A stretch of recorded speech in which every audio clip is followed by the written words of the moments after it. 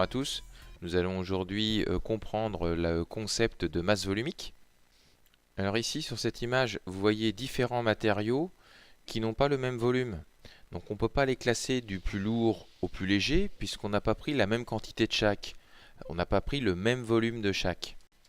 Maintenant cette deuxième photographie montre bien le concept de masse volumique. On a exactement le même volume de chaque matériau et maintenant en les pesant on peut les classer du plus léger au plus lourd ou du plus lourd au plus léger. Voyons maintenant comment calculer la masse volumique. Le symbole de la masse volumique est une lettre grecque, ρ. Donc la masse volumique se calcule en divisant la masse par le volume. Donc la masse du matériau s'obtient facilement. On le pose sur une balance et on mesure la valeur affichée, comme ici. Et le volume peut s'obtenir de deux façons différentes. Soit l'objet a une forme connue et on utilise une formule mathématique, comme ici par exemple on voit que c'est un cylindre et on peut appliquer la formule du volume du cylindre qui est pi fois le rayon au carré fois la hauteur du cylindre. Soit l'objet a une forme indéterminée et dans ce cas on le plonge dans une éprouvette pour mesurer le volume de l'objet. Remarquez que la deuxième méthode avec l'éprouvette permettrait aussi de mesurer le volume d'un cylindre sans passer par sa formule mathématique. Alors essayons de mieux comprendre. Voici deux échantillons, deux matériaux. L'un est vert, la masse est de 8 grammes, le volume est de 1 cm3. Et l'autre est jaune, la masse est de 24 grammes et le volume de 4 cm3.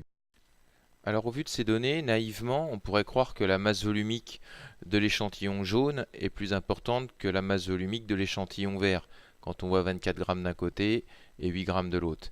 Alors faisons les calculs. Calculons la masse volumique de l'échantillon vert.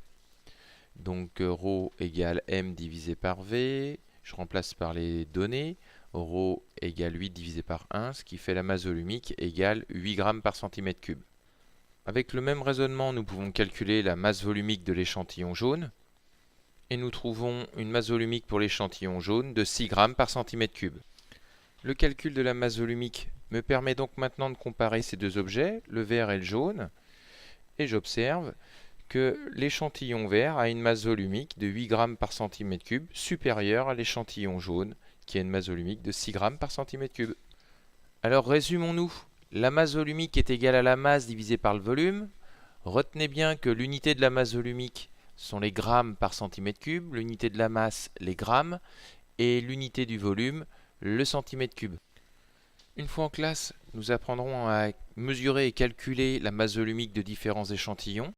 Ensuite, nous prendrons un verre vide qui flotte sur l'eau et nous essaierons de calculer le volume d'eau ajouté dans le verre pour qu'il soit la limite de coulée.